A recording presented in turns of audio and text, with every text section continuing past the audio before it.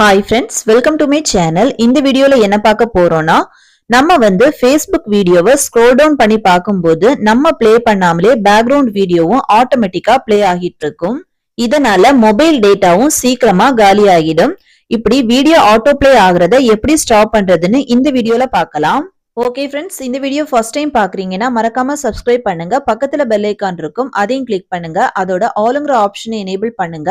அப்பதான் நம்ம சேனல்ல போடுற ஒவ்வொரு வீடியோட நோட்டிபிகேஷன் உங்களுக்கு மிஸ் ஆகாம கிடைக்கும். வாங்க வீடியோக்குள்ள போகலாம்.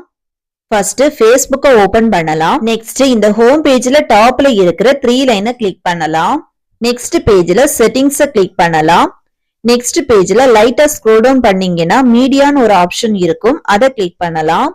நெக்ஸ்ட் பேஜ்ல auto play in feed and stories இருக்கும். இதுல 3 ஆப்ஷன் வரும்.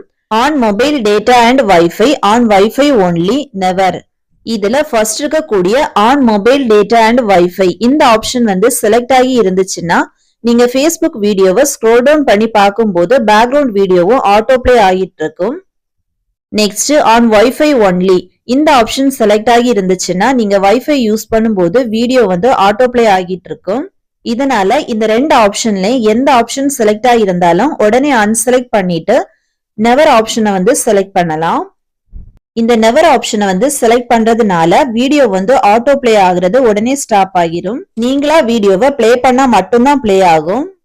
ஓகே ஃப்ரெண்ட்ஸ், அவ்வளவுதான். இந்த வீடியோ பிடிச்சிருந்ததுன்னா லைக் பண்ணுங்க, ஷேர் பண்ணுங்க, கமெண்ட் பண்ணுங்க.